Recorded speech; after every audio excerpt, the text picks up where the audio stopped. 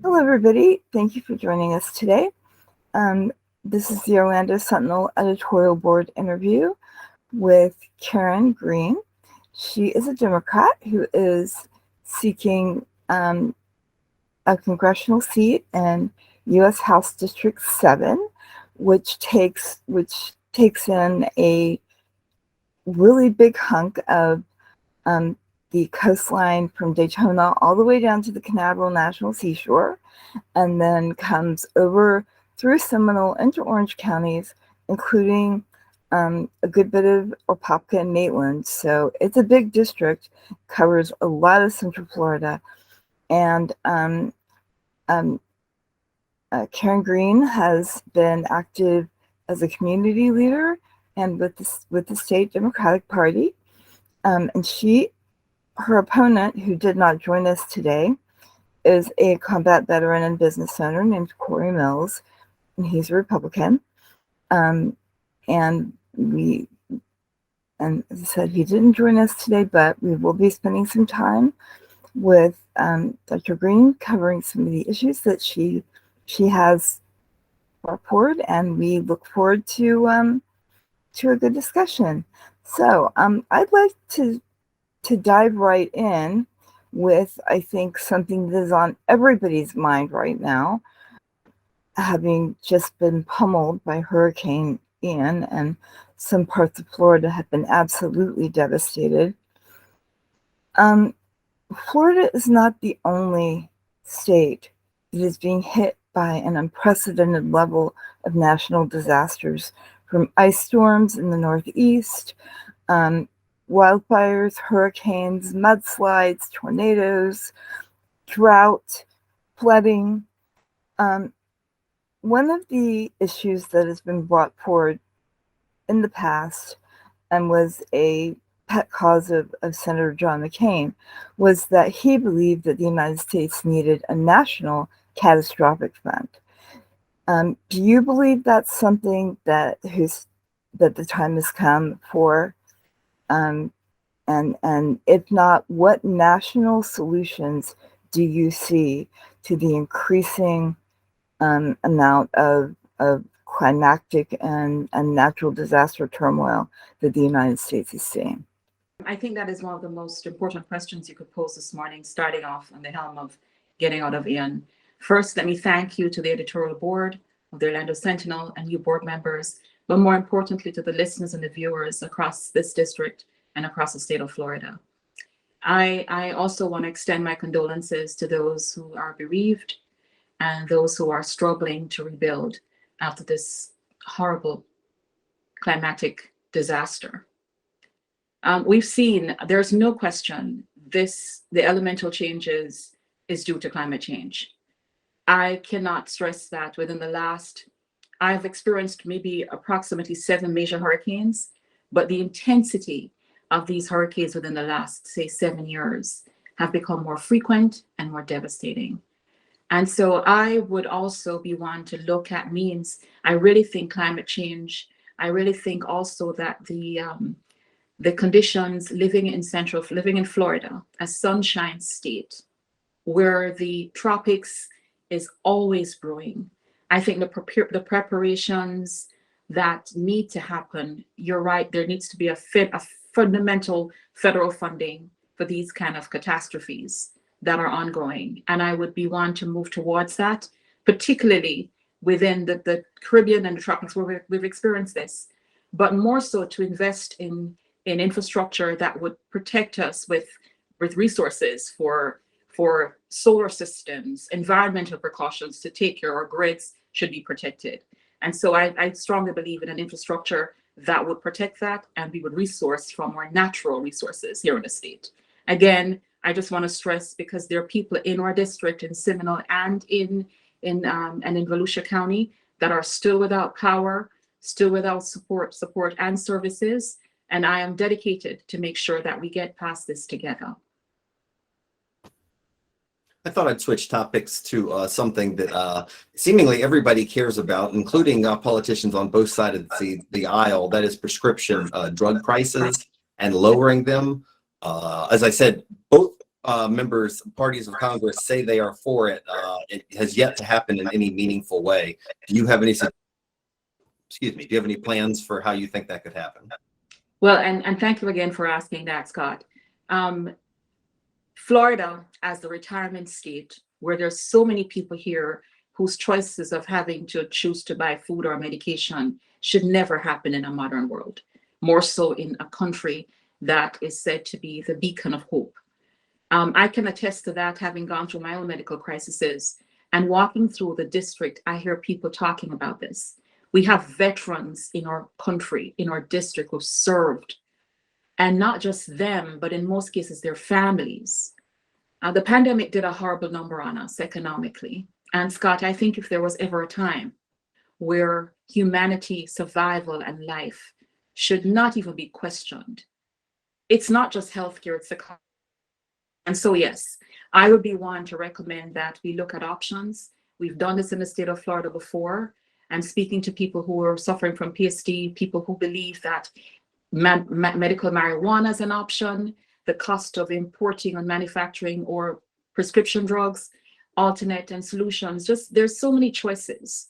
I think we could look to see where some of the money we're spending on these external unnecessary wars, that keeping life is better than going to war. And so there are options we would have. I strongly think that I'd be looking at means and ways of how we could look to alleviate the cost of drugs within our state. For one, I'm hoping that we do have a Democratic governor who would have the conscience of heart to instill and to implement Medicaid expansion for those folks who cannot afford these prescription drugs. So thank you for that question, Maxwell. Okay. I look forward to being there to help with alleviate these costs and the worries of people choosing medication over food. Thank you. And I did want to get back to climate change for just a minute. One of the big challenges is trying to figure out how the U.S. should best deal with the challenges of reducing greenhouse gas emissions and kind of fighting to stave off the inevitable damage that we're seeing. California recently adopted some extraordinarily stringent measures that include eliminating gas-powered cars. Where do you see the federal government moving with these kinds of initiatives? You know, again, it's important that we see the evolution of resources. You know, 50 years ago, even 30 years ago, the emission testing in the state was revised, right? I think we need to get to a place where we did it with coal in the last century, where we literally moved from coal, we went for fuel. I actually believe we need to start looking at our natural energies, not only because, for one, in the state of Florida, as it relates to here, we need to move from fossil fuel. We need to get to a place where we stop drilling. We need to get to a place where we see the manufacturers of car manufacturers now moving into stepping away from fuel. I actually see where the environment needs to be a priority. And Karis, thank you for asking that question. It's no longer about just the industry of gas and fuel, because remember, within the last 100 years, there was a time when America had the most fuel in the country, in the world, where we were actually able to supply our own needs. Then we went into importation. Then we went into the competition of, there was a time when we were actually able to support independently. We had the most fuel in this country.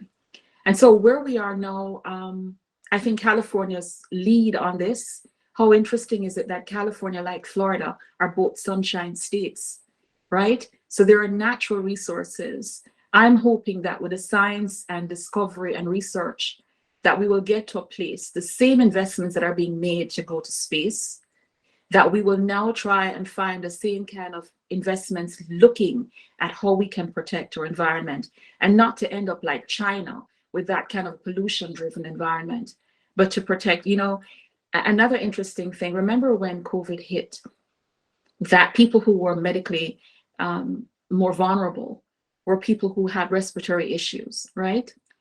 And we've seen the study of people with asthma and emphysema and other illnesses. We also know that people who had gone through even 9/11, that there are symptoms that are related to pollution. I'm hoping that the discovery and science and research that we need to so invest in will get to a place like California, that our new governance of this state of Florida will seek to reap the real harvest, not just environmental with solar energy, but also agriculturally. Agriculturally to the point where natural resources will be able to literally be also the solutions, such as industrial hemp. We have the landmass. That could also be another source of helping to fund and offset the cost of medication and prescription drugs. So there, we need thinkers. This is where I come from. I come from an island which is just 90 miles away. And for a very long time, we'll talk more about that as we get further in. Okay, thank you very much. Again, I wanted to switch topics. One of the issues your Republican opponent has talked most about is his belief that the United States has, quote, open borders, a claim that I think about 20,000 hardworking border agents who risk their lives would dispute. I would have asked him about those ideas if he'd been willing to answer this question. But let me ask you, do you have any specific plans for immigration reform?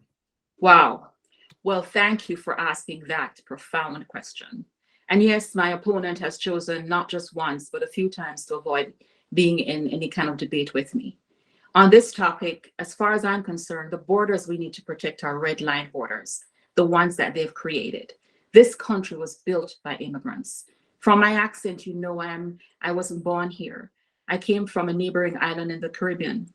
And like many others, this country, unless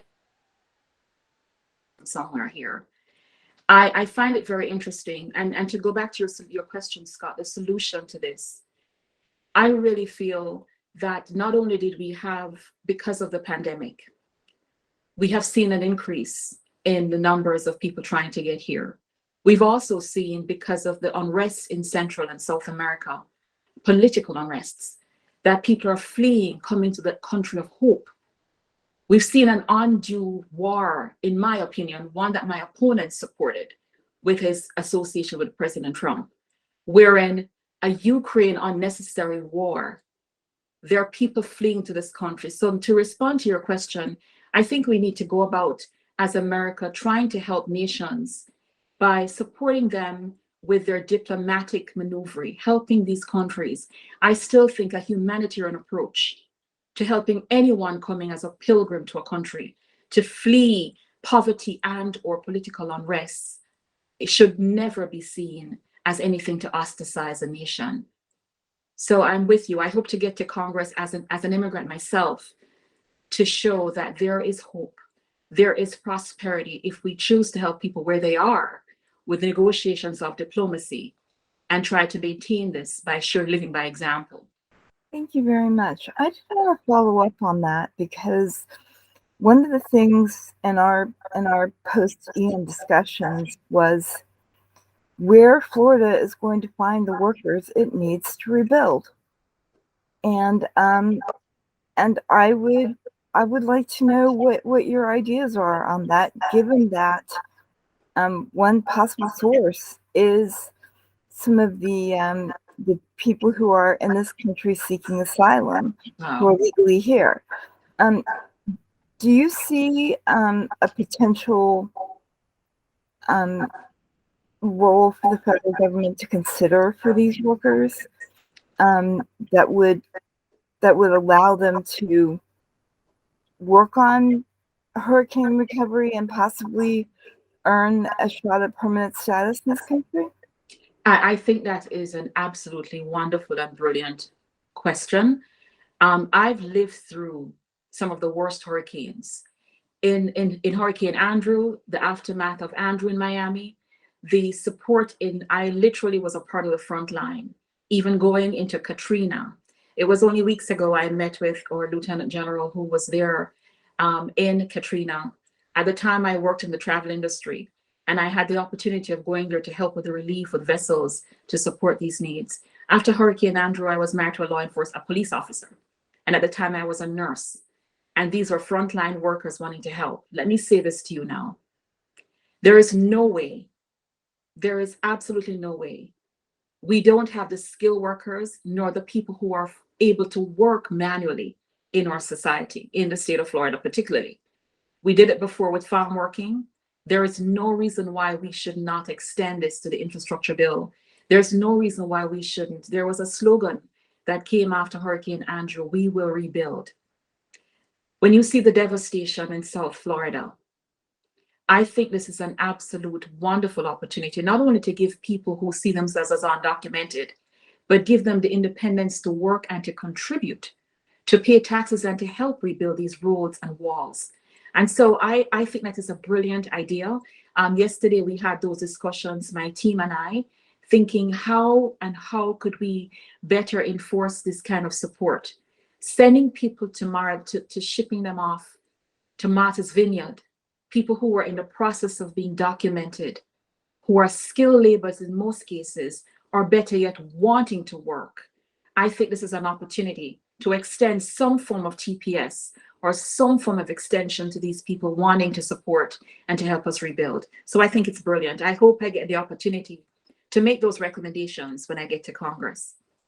I did have one question that I believe is on everybody's mind, and that is the question of abortion rights, reproductive rights.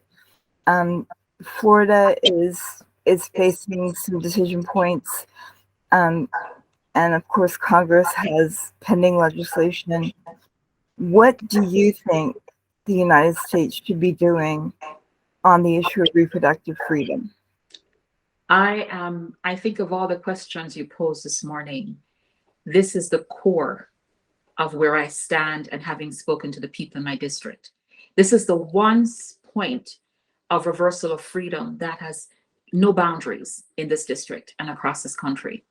Speaking to not only Republicans, but independents in the district, every single woman, this is no longer just about the freedom of women. It is about the economic, the life-changing necessities. When we've seen for 50 years ago, I know I don't have a lot of time, but I want to expound on this. I was a teenage mother who never had the choice of having an abortion. And so in my culture, the decent thing to do is to send your child to another country to avoid embarrassment at 19 years old. And in some countries right now, here in this United States where we are, there are people who can't afford to send you anywhere. And so there are options sometimes that are even more deadly. If you cannot get the resources you need, people find solutions, and in some cases, butcher shops for these young people. And so another point of this to me is that we look at a family, it's economic, but more importantly, it's the freedom of where do we start. This reversal, this is a major piece. We need to make sure when I get to Congress, I will find like-minded people to codify this act, to get back the freedom, because this is just the beginning of the domino effects.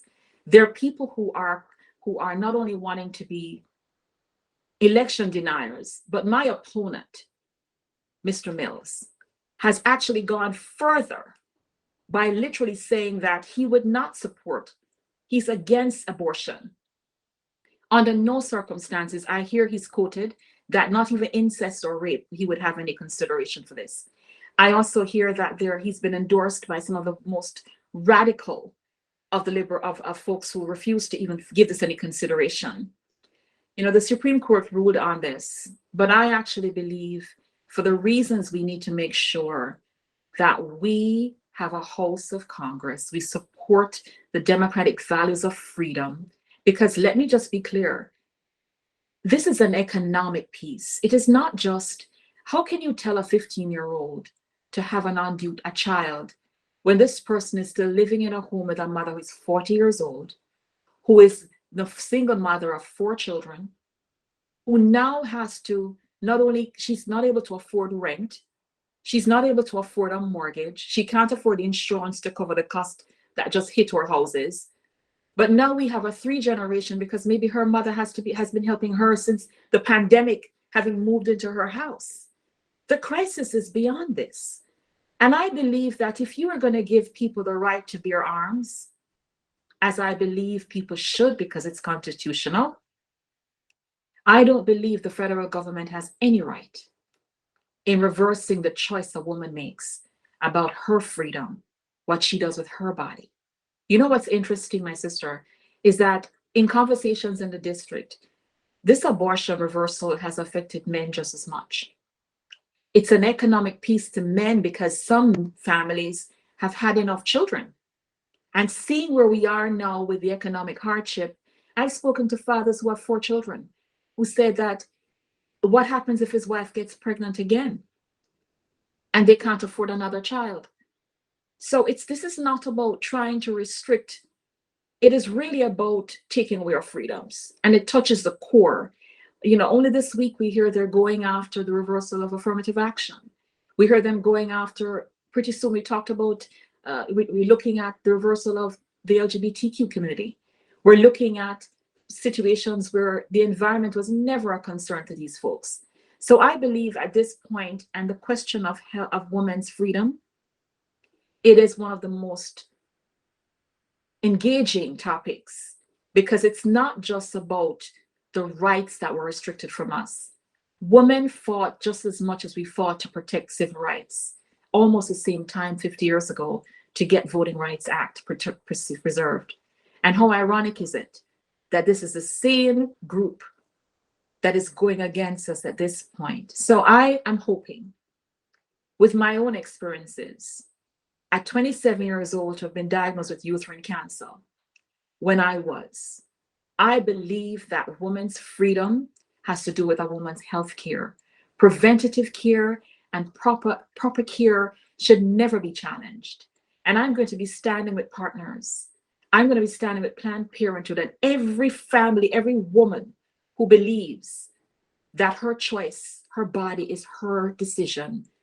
I'm going to be there. My opponent doesn't see it that way, nor does most of the people who are wanting to get to the House to reverse this and to do other reversals. So I see myself as a freedom defender for protecting this reversal, as well as to protecting the other things, particularly what we've talked about today, our environment, or immigrants, or seniors, or veterans, the disabled, and every single working class person in this country that wants to live the American dream like I have. This is why I'm asking our listeners and our viewers today to stand with me. Let me get to Congress to protect your freedoms, because we cannot. It's a choice between myself and my disappearing invisible opponent who doesn't want to talk to you about these issues because he knows how important it is to you. I thank you very much. We have actually come to the time that we try to keep these videos to. In a minute, I'm going to invite you to make a closing statement, but I just want to let everybody know. We will be making an endorsement in this race, but we don't intend for that to be the only thing that people consider when they evaluate candidates. Both of these candidates have websites. There is a lot of information out there. Skylar is doing a great job covering this race and other races for us. So please look at the coverage, the websites, all the information. Make up your own mind about which candidate best represents your values, and be sure and vote on November 8th. It's really important. And with that, I would like to invite Ms. Green to make a closing statement about why she's the right choice in this race. Well, first, let me just say thank you again to the Sentinel and to the editorial board. More importantly, thank you to the voters in Seminole County and Volusia County. On November 8th, you're all going to decide who would represent you best and to deliver the results that best secures your families and your values. Some of you are wondering, who is Karen Green? As my sister just said, please visit my website, KarenGreenforFlorida.com, and follow us on social media. I'm not a Washington liberal elite. My credentials don't need to be having any merits or any kind of, profound descriptions. I've lived here in the state for over 25 years. I've lived in Central Florida for over a decade. I've been an advocate. I've been an activist on all these issues we've talked about: women's rights, the environment, pocketbook issues. I've been endorsed by the AFL-CIO, the unions, our veterans, women's groups, and other groups across the state for environmental issues. I've done the work.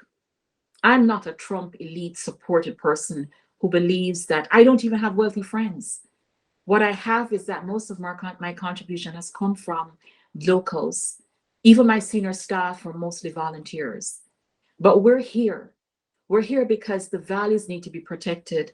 The freedoms need to be retained. Seminole County and Volusia, I hope to deliver the results on addressing all of our local needs. At this time, I know that our Constitution requires a lot of fundamental rights, but this, for me as an immigrant, was the beacon of hope. I came here because I saw what America had to offer.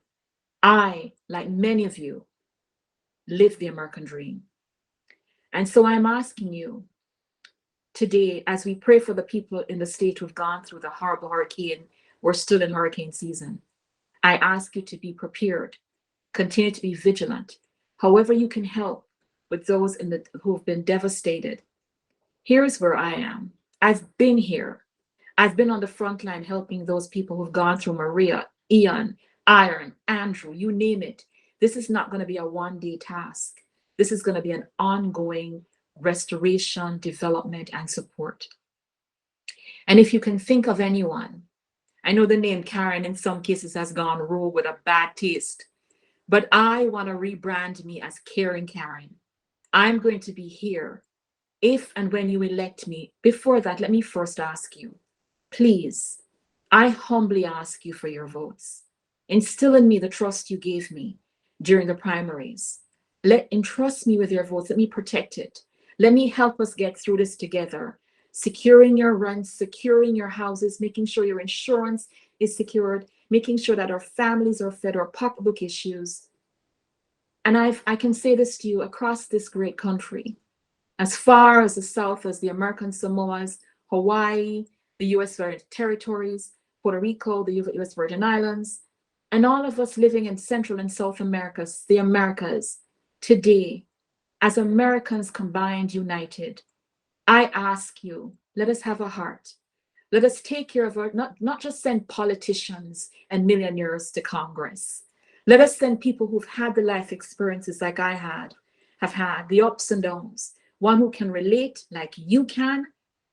Help me get there. I humbly ask for your votes on November 8th. Please consider me, Karen Green for Florida. When I win, we all win. Together, we will secure this and protect our freedoms. Thank you so much to the Sentinel and to the editorial board and to all our viewers. God bless you and God bless America. Thank you. Thank you very much.